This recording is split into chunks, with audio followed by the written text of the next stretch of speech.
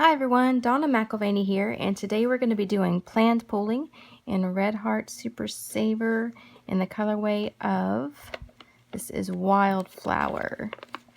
Alright, it's a pretty one, it's really popular and stuff for pooling projects. First thing we're going to do is we're going to look at what size hook we need.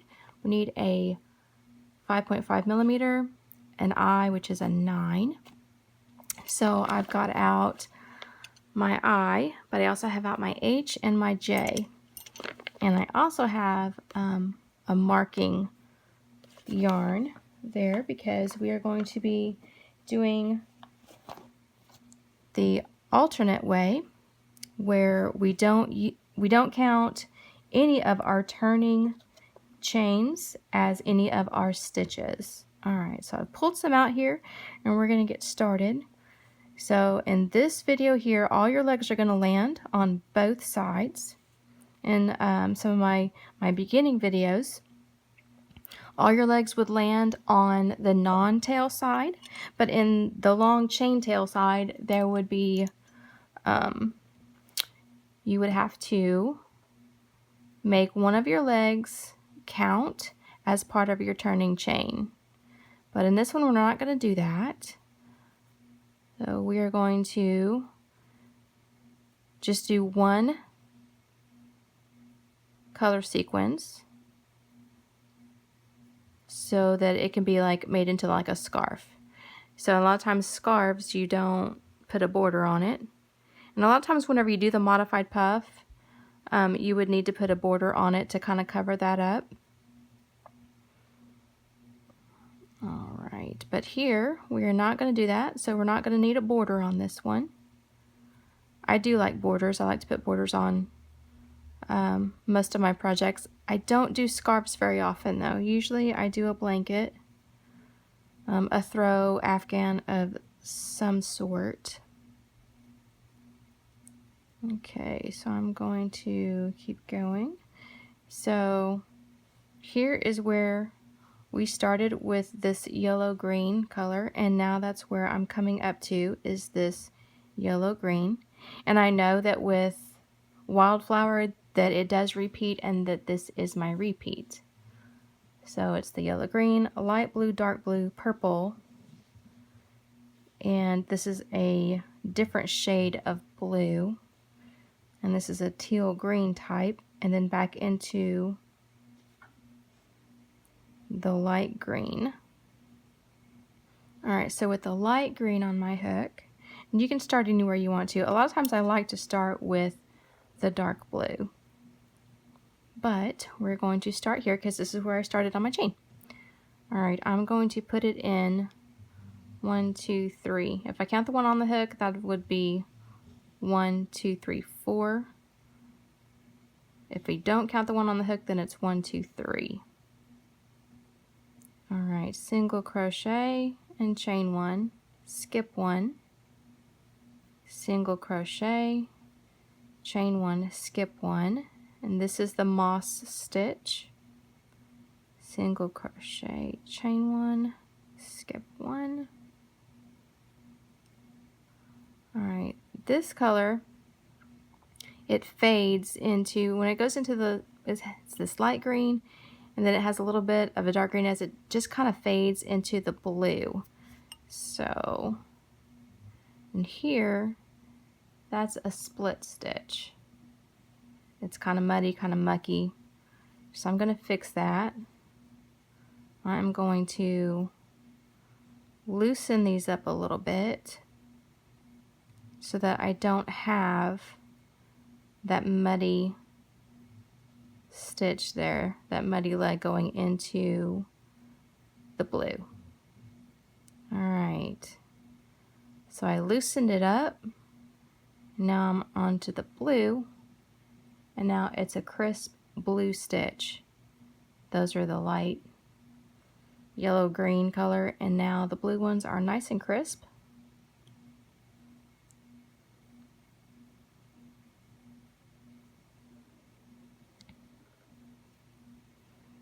Okay, going into the dark blue, same thing. I've got too much here left over, and I know it's going to be muddy, so I'm going to loosen these up a little more.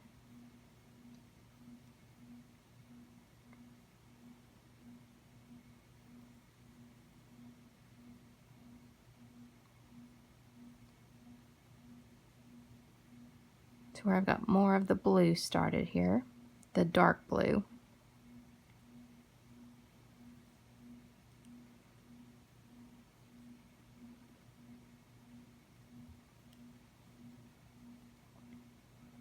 Whenever you're first starting out pooling, you might want to have a piece of paper and a pencil so you can write down how many stitches you have of each color. I did that for quite some time.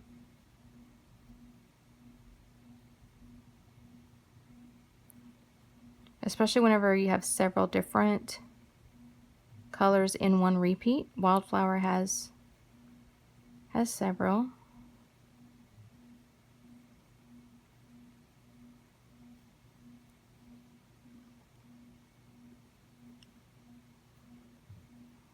And I am crocheting through here and doing my best to make sure that I don't have muddy legs or split legs that are split in color. So now I am back to that light, that yellow-green color. So with yellow-green on my hook, that's where I wanted to turn and begin. Alright, so I have 3 of the yellow greens, 2 of those light blues, 4 of the dark blues, 2 purple, 3 different shade of blue. This is more of a greenish light blue. This is more of a light blue, purplish. 1, 2, 3, 4 of that darker green, teal colored. Alright, so I'm going to turn. Let's see, I've got to chain 2 to turn, and then 3, 1, 2, 3 of these yellow green, and then it was 1, 2 of this light, I don't know, blue-green color. All right, and then 4 of the blue. 1, 2, 3. So I did those a little bit loose, so I'm not going to have enough there to do 4. So I'm going to pull that out, tighten it up a little bit.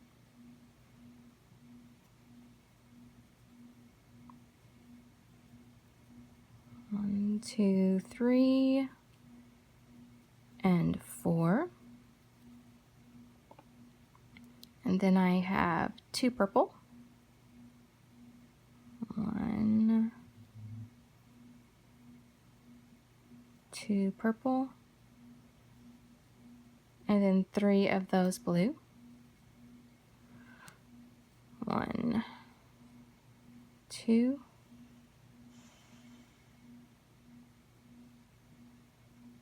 Tighten it up a little. Did I say, yes, I said 3. Okay.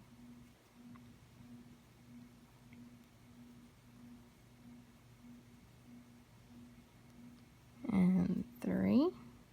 And then I have 4 of those, 1, 2, 3, 4 of those teal green ones. More like an emerald green kind of. All right, so I have 4 of those. But in order to get it to offset a color, and in order to get it to pull correctly,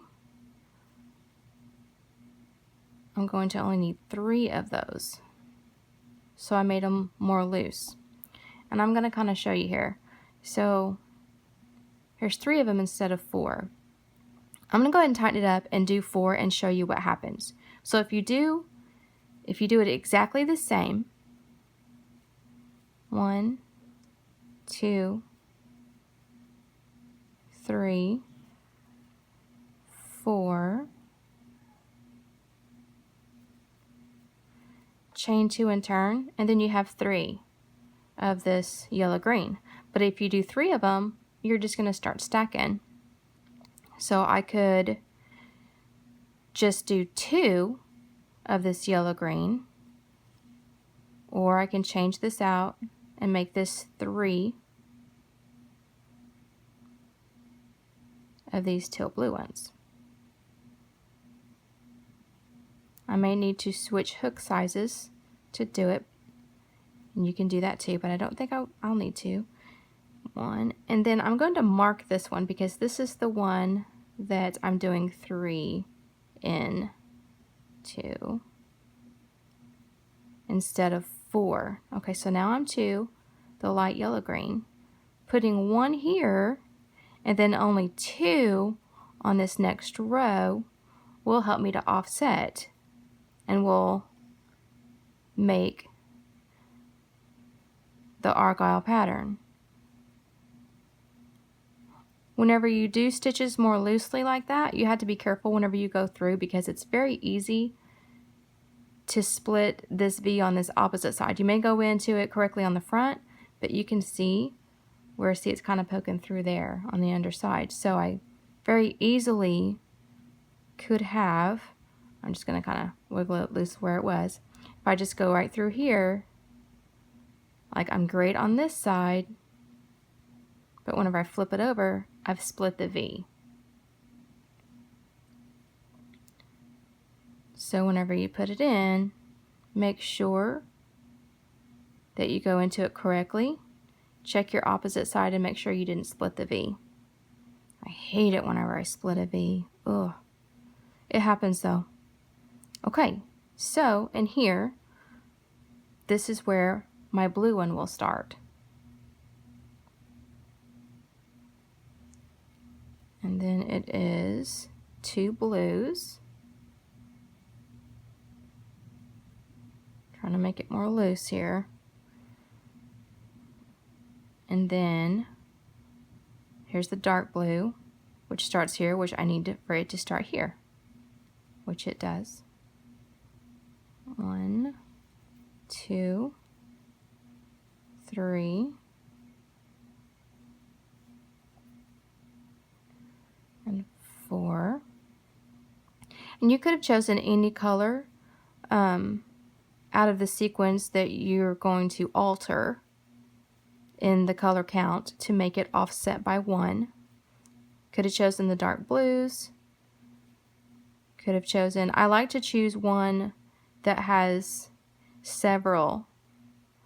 Like I could have, this blue one here only has 3 stitches, this purplish bluish color, which I could have taken it down to 2 stitches. What you can also do is increase the stitches. I could have increased this teal green on the opposite side. I could have made it into 5 stitches instead of reducing it down to 3, and it would have made it shift as well. 1, 2, 3, 4, because on this side it's going to be 4. The only place that it's going to be 3 is where I've marked it. Everywhere else we're going to keep it as 4. So I've got 1 of the yellow green here. My other 2 yellow green are going to go here, and then I'm going to start here with the blue.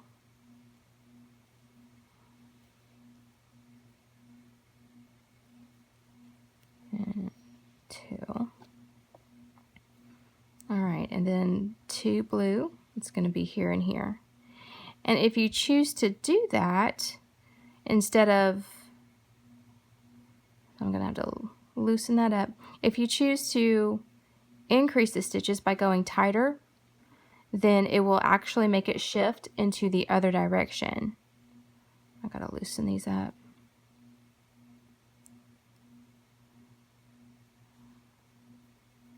And I can show that to you as well.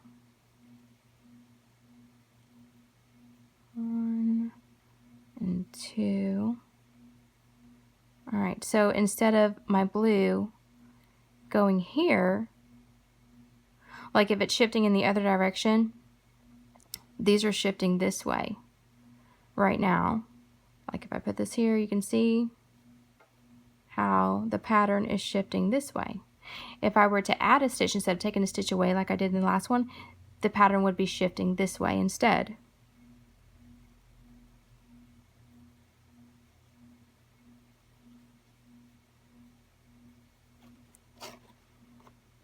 I gotta pull more yarn out here. Second. I've used this skein a few times, teaching some crochet classes and such, and helping other people with their wildflower. So I've used it a few times, so I've got it all wrapped up. Makes it a little bit more difficult to pull the yarn out of it. Alright, 2, 3, 4. Okay, so here you see we are shifting this way. Alright, I'm going to come over here to this pink, 2 purples. Alright, my blue is going to start here. And I do like it shifting in the other direction, not necessarily in this direction, because I like to see what's coming up. See, I'm kind of blind here, so I have to stop and look. Okay, so this is correct. So this is my teal green, and it needs to begin here, and it's also the one with the marker, so I only need to do 3 stitches here instead of 4. 2 and 3, and it goes into the light yellow green. And I need to loosen them up a little bit more to make it work right. And then I'm going to turn and do it again and begin on that row again so that you can see. But then after I do this, I'm going to frog it out, and I'm going to show you how you can add it the other way. So it's 1, 2, 3. All right, and then so blue is here, so I need my first blue to begin here. 1 and 2. All right, so see the color is shifting this way. Typically on my other projects it's shifting this way. So what I'm gonna do, all right, I'm gonna go ahead and frog this out, rip it, rip it, rip it, rip it. And then I'm going to tighten this up and make this 5 stitches. I switched down to my H hook so I can make this 5 stitches instead of 4. 1, 2, 3, 4, and I'm going to have to make it even tighter. So I may not be able to do it with this one because that was pretty tight already.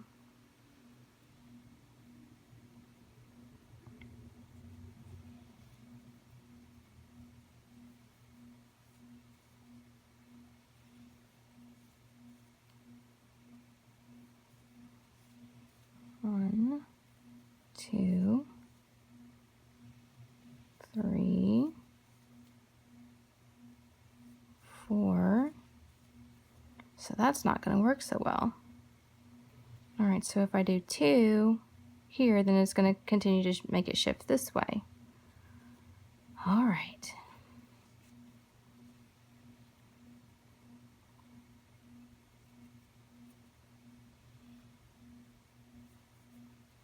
One, 2, 3, 4.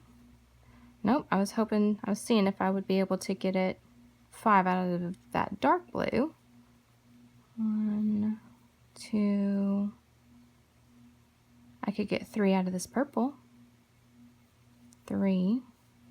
But then that is going to, I think that'll shift it okay. 1 and 2.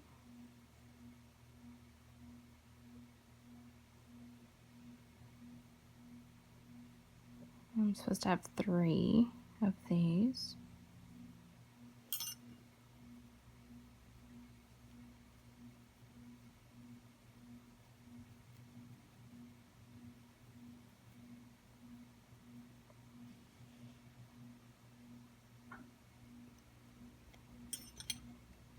Keep switching hooks here and playing.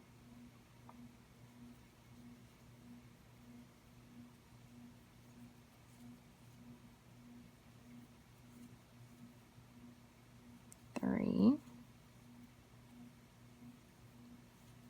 And 4 of these. 2, 3, and 4.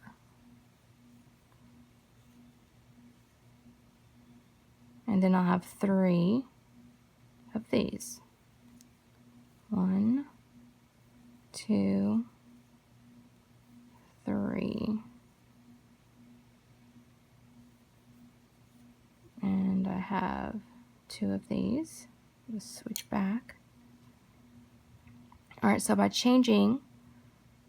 adding a stitch on that row to one of the colors, instead of taking a stitch away, I added a stitch. From 2 purples, I made this one here into 3 purples. And I did it going this direction. So I'm going to pull this through here to mark it, so that whenever I come back to that, I know I have to tighten up my stitches to get 3. Instead of loosening up stitches, I'm going to have to tighten them up to get 3 to get my count to go correctly. And it shifts the pattern going this direction. So before it was shifting this way, and now it's going to shift this way.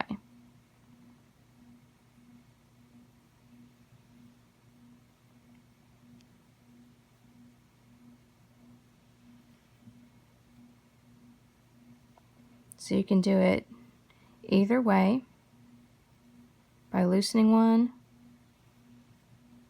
or by tightening one, getting 1 extra stitch or getting 1 less stitch will make your pattern offset. 2 purples here, because here I get 2 purples, only on here will I get 3.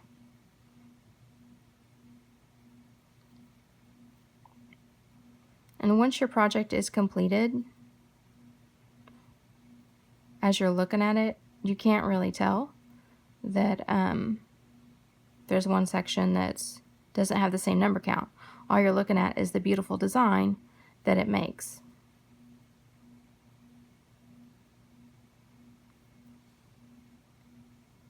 So I had to stop to see what just happened, because I need 3 of the yellow green, and that's going to happen 1, 2, 3. So I'm going to start stacking. So I had to stop and see what happened here. I got the 2 purple. Well, here I have 3 blue, and here I only have 2. So I got to take that out and get 3 out of this one instead of just 2. Always look at your work and make sure that everything is lining up correctly. It's a great way to catch your mistakes. So the first one started here and it starts here, and that's where you want it to be.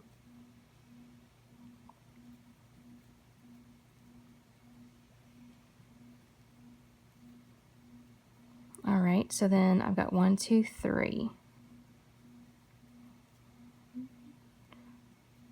I always stop at the turns and make sure that everything is turning correctly and is going to land in the proper places. I've got too much yellow green here going into this blue section. I have to loosen those up a little bit, eat up some more of that color.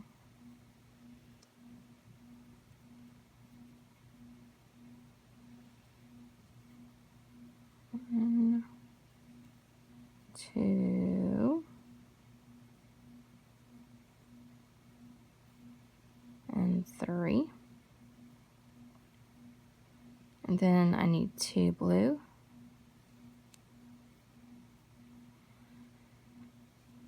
and then I see, as I'm going on to this one here, I see that it's over a dark blue, so I know that my next stitch needs to be the dark blue.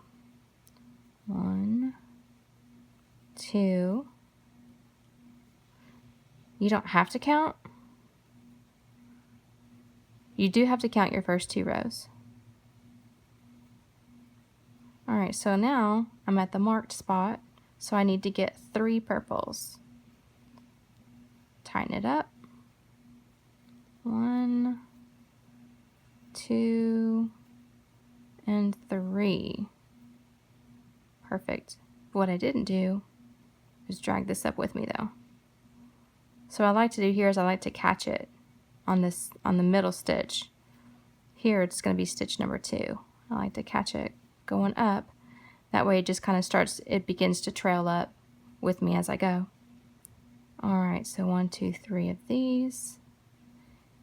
And it's starting in the correct place, in the correct alignment. 1, 2. I know I have 1 more, and then it'll be green because I've got green right here. So that will be my next color. And I know that I have 4 greens of these darker teal, emerald, whatever color you want to call it. 3, and I need 1 more, and then I'll need the yellow green. 1, 2, and I need 1 more, and then it's going to be blue.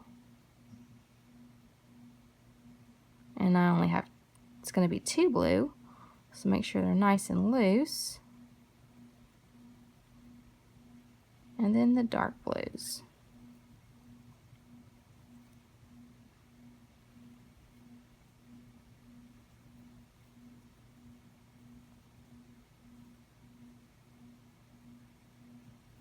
I do multiple sequences in other videos.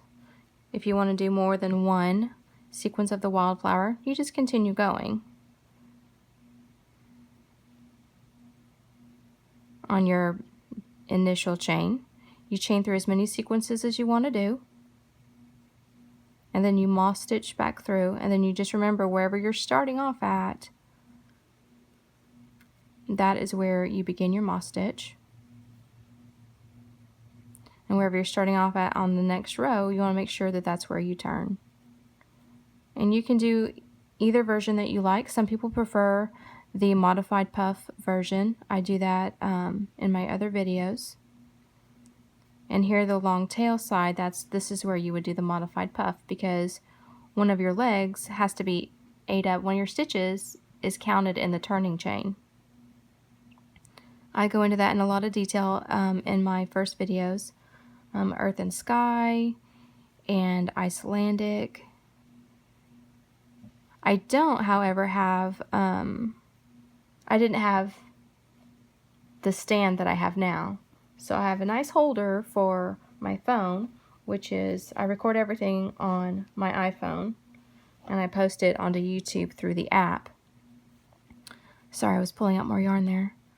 But in those beginning videos, I didn't have this nice handy dandy stand that I have now.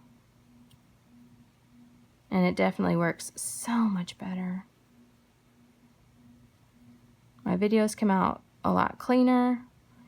You can see my work better. But in those beginning videos, I do different method of pulling. So I don't have it marked with yarn here like I have this marked at. I don't add or remove a stitch anywhere throughout. Instead, I do the turning changes where they count. On this side, I would always say all your legs have to land. And on this side, one of your legs is ate up into the turning chain. That is another method of pulling.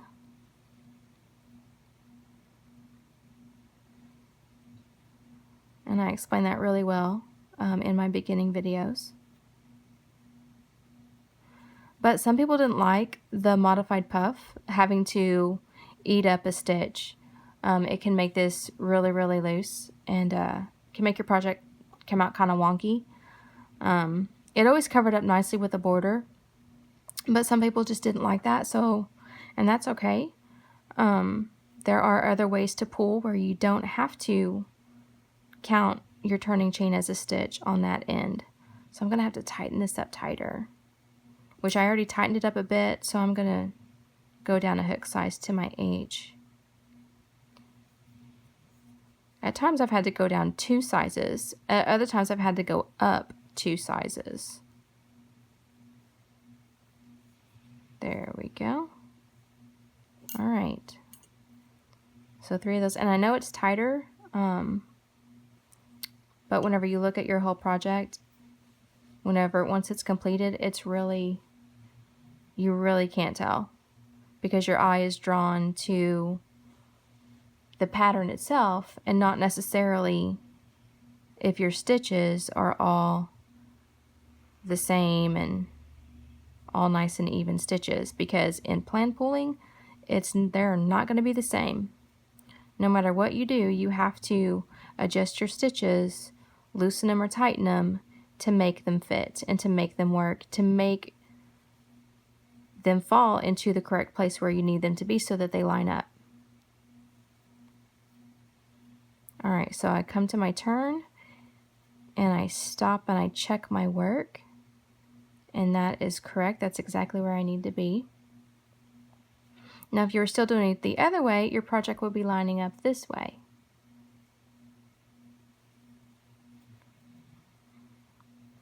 So I've heard other people say, why does mine go to the left, or why does mine isn't going in the same direction as yours is?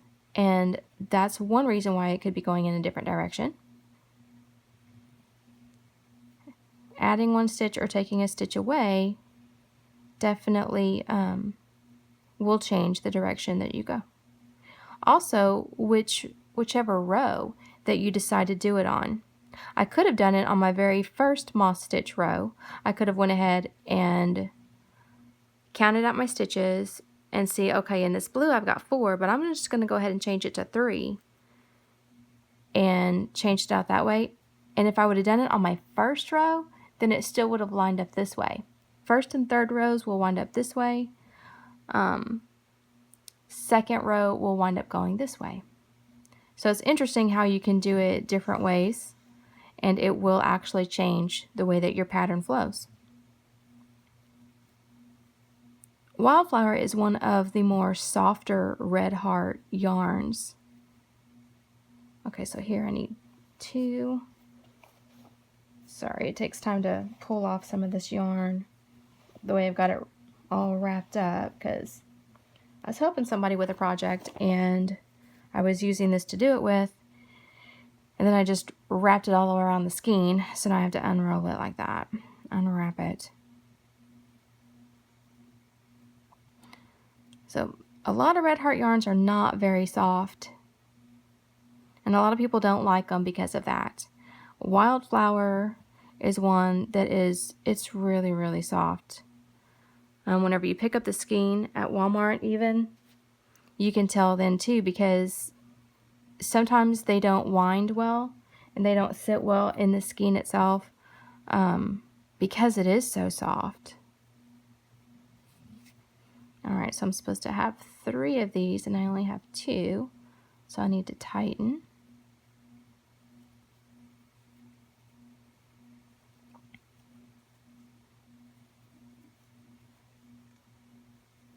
Alright, so I hope that that has helped.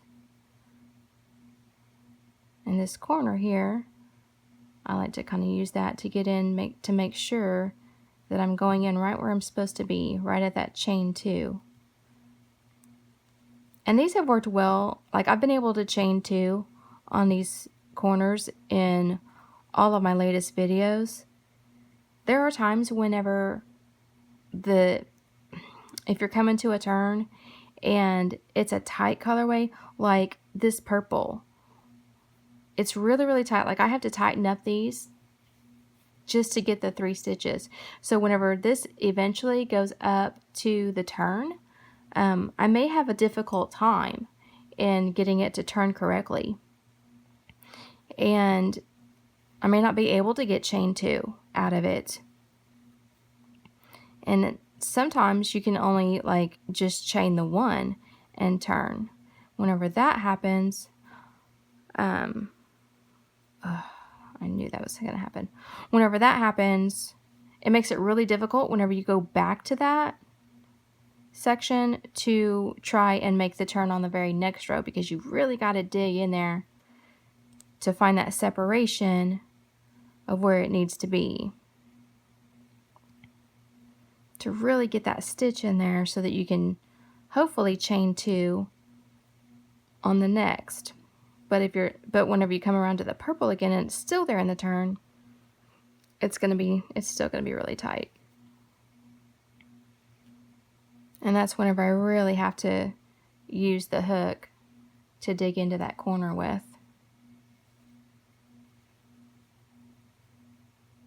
All right, so here we are, and I gotta tighten these up to get 1, 2, nope.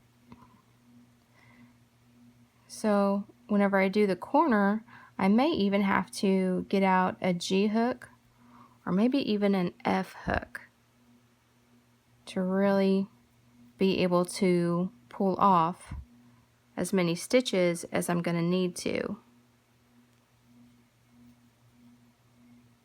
1, 2,